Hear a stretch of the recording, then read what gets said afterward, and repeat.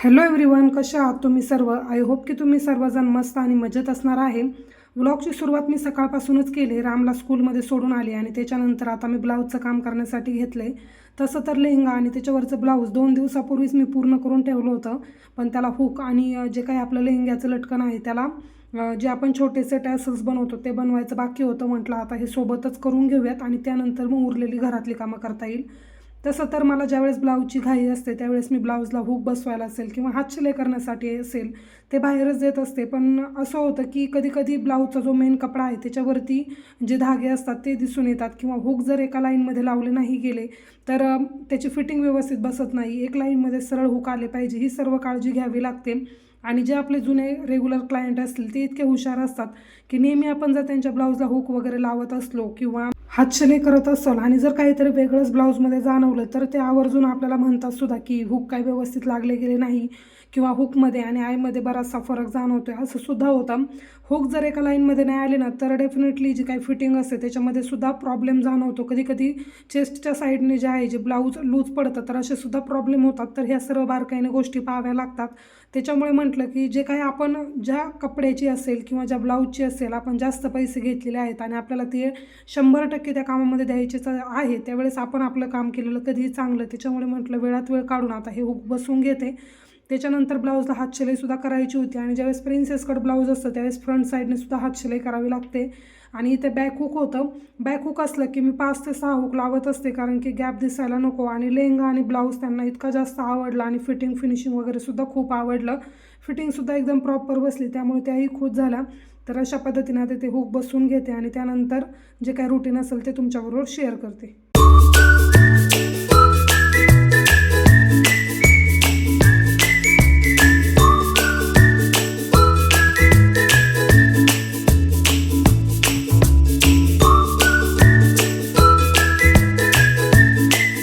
2-3 दिवसापूर्वी मी एक व्हिडिओ टाकला होता. त्या शॉर्ट व्हिडिओमध्ये जे काही मी मटेरियल घेतलं होतं शुक्रवार पेठमधून ते तुमच्याबरोबर शेअर केलं होतं.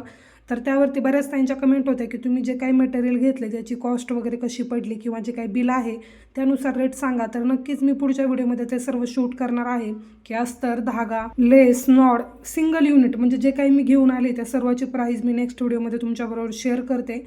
ते बिलसुद्धा मी जपूनच ठेवलं आहे जेणेकरून की एक अंदाज तुम्हाला येईल. त्यामध्ये एका ताईंची कमेंट होती की जे काही अस्तरचा धागा आहे तो 350 रुपयाला कसा बसला. तर याचा सुद्धा रिझन मी तुम्हाला पुढे व्हिडिओमध्ये सांगते की नेमकं 350 रुपये म्हणजे कसं. मी स्टार्टिंग रेट जे आहे ते सांगितले आहेत. त्यामध्ये क्वालिटीमध्ये सुद्धा वेगवेगळे आहेत. आता मी जो धागा आणला आहे तो 450 रुपयाचा आणलेला आहे. कंपनीसुद्धा वेगळी आहे. सुरुवातीला मी ॲक्टिवा गोल्ड आणलं होतं जे की तुमच्याबरोबर शेअर केलं. चांगली क्वालिटी आहे, पण त्याच्यापेक्षा सुद्धा दुपटीने सांगेल मी खूप चांगली क्वालिटी आहे. आधीच्या व्हिडिओमध्ये मी तुम्हाला सांगितलं होतं की ॲक्टिवा गोल्ड आणि ॲक्टिवा ह्या 2 क्वालिटी आहेत. त्याच्यामध्ये ॲक्टिवाचं थोडंसं लूज पडतं आणि ॲक्टिवा गोल्डचं जरा चांगलं आहे. पण आत्ता मी जी क्वालिटी आणली सुपेरियरची, कंपनी बहुतेक वेगळी आहे पण जो टॅगलाईन आहे ती मी तुम्हाला सांगते. तर त्याचा कपडा इतका जाड आहे, ज्यावेळेस अस्तर तुम्ही पातळ लावता त्यावेळेस ब्लाऊज एकदम लूज पडतो किंवा असं एकदम फिनिशिंग सहित दिसत नाही. किती तुम्ही प्रेस करा किंवा बाकीचं काही. पण आता ह्या ज्या अस्तरने मी ब्लाऊज शिवले ते सुद्धा तुम्हाला मी डिफरन्स दाखवेलच पुढे की कशा पद्धतीने डिफरन्स जाणवतो. जे आधीचे अस्तर आहेत ते शिवलेले सुद्धा ब्लाऊज माझ्याकडे आहेत आणि आत्ता मी जे अस्तर आणले ते सुद्धा ब्लाऊज माझ्याकडे आहेत. तर ते दोन्ही पुढच्या व्हिडिओमध्ये मी तुमच्याबरोबर शेअर करते. रेट वगैरे एव्हरीथिंग सर्वच गोष्टी मी कव्हर करण्याचा प्रयत्न करेल. चला नेक्स्ट डेला व्हिडिओ परत कंटिन्यू करते. इथे रामला स्कूलला सोडवण्यासाठी चालले होते. सकाळी त्याचं लवकर आवरून तो स्कूलमध्ये गेला की माझ्याकडे 2-3 तास आरामशीर असतात. त्यामध्ये माझी घरातली कामं असेल, कटिंगचं काम असेल किंवा आपलं लाईव्हचं काम असेल. आणि हो, बऱ्याच ताई मला विचारत होत्या की लाईव्ह तुम्ही बंद केला आहे का. तर नाही, सकाळच्या वेळेसच आपला लाईव्ह होतो. मी 10:15ला चालू करते आणि त्याच्यानंतर 11, 11:15पर्यंत कंटिन्यू करते. तर सकाळच्या वेळेस लाईव्ह नक्की जॉईन करत जा. संध्याकाळच्या वेळेस जे काय आहे म्हणजे जवळ 6, 6:30 वाजले असतील, पण तरीसुद्धा उन्हाळ्याचे दिवस असल्यामुळे इतकं जास्त ऊन घरामध्ये येतंय. आधीचे माझ्याकडे जे काही अस्तरचे तागे होते त्यातील बरेचसे तागे संपले होते. म्हणजे जे जे मेन कलर असतात पिंक, ब्लॅक, रेड असे बरेचसे संपलेले होते. ते कलर तर ॲक्च्युली माझ्या लक्षात होते, पण त्या व्यतिरिक्त मला काही वेगळे सुद्धा घ्यायचे होते. जसं की वेलची कलर झाला किंवा नवीन आत्ता जे काही मॅजेंटा कलर असेल त्याच्यामध्ये वेगवेगळे शेड ब्लाऊजमध्ये येतात. तर ते सर्व मला हवं होतं. आणि आता मला ब्लाऊजचं कटिंग करायचं होतं. त्यातीलच मला वेलची कलरचं मला आठवत होतं बऱ्यापैकी की मी ही कलरचा अस्तरचा तागा घेतलेला आहे. तर म्हटलं चला चेक करूयात, असलं तर ठीक, नाही तर मग आता दुकानात जाऊन घेऊनच यावं लागेल. त्यासाठी मी आता इथे जे काही पार्सल मी पॅक करून आणलं होतं जे काही होलसेलचं मटेरियलचं ते ओपन अप करत होते. घेऊन आलेले जवळजवळ 4 ते 5 दिवस झाले असतील, तरीसुद्धा ओपन करून ते जागेवरती ठेवणंसुद्धा माझ्याच्याने काही झालं नाही. म्हणतो ना आपण, ज्यावेळेस गोष्टीची गरज असते त्यावेळेस ती शोधली जाते. आणि आता मला ते अस्तर लागतच होतं, कारण की दुकानात जाऊन आणण्यापेक्षा मला असं वाटलं की आता इथे ओपन करूनच पाहते, जर भेटला तो कलर तर ठीक. हातामध्ये जो ब्लाऊज दिसतोय तुम्हाला त्या कलरचं मला अस्तर लागते आणि मला ते तिथे भेटलं. त्यामुळे मला असं वाटलं की चला, वेळ पण वाचला आणि जो तागा आपण आणला त्याचाही यूज झाला. ज्यावेळेस मी ते कट करायला घेतलं त्यावेळेस माझ्या लक्षात आलं की याची क्वालिटी खूपच चांगली आहे. जे की मी आधी आणलं आहे त्याच्यापेक्षा आधीचे मला 430 रुपयाने भेटले आणि हे जे आहे ते 450 रुपयाने, म्हणजे 20 रुपयाचा फरक आहे. पण क्वालिटी एक नंबर आहे. सेम कलरचं मला अस्तर तर भेटलं, पण आता धागा भेटणं मुश्किल होतं. त्यामुळे धागेसुद्धा मी 3-4 बॉक्स आणलेत, तर त्यात चेक केला तर तोसुद्धा मला भेटला. म्हणजे आपण म्हणतो की आपण जास्त मटेरियल भरलं की ते वेस्ट जातं. वेस्ट जात नाही अजिबात. जर तुमच्याकडे क्लायंट वगैरे चांगले असतील, तर तुम्हाला कस्टमर असतील, तर नक्कीच तुम्हाला ते खूप उपयोगी आहे. तुमचा वेळही वाचतो जाण्या येण्याचा आणि गोष्टही आपल्याला जागेवरती भेटते. आता इथे 2 तागे माझ्या हातामध्ये होते. मला असं वाटलं की काहीतरी डिफरन्स मला जाणवतोय. एक पर्पल कलरचा होता आणि एक दुसरा होता. तर एक खूपच जड लागत होता आणि एक हलका लागत होता. तर म्हटलं मीटरवरती चेक करूयात. तर केलं मी.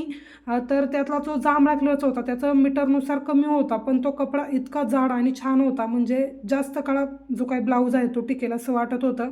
आज तर मी वॉश करून सुद्धा पाहिले, थोडासा कोपरा कट करून, तर त्याला छोटे छोटे गोळे आल्यासारखे, मग आपण म्हणतो ना जे उलन कपडे कसे असतात त्याला छोटे छोटे गोळे येतात, त्याच पद्धतीने अस्तरला आले.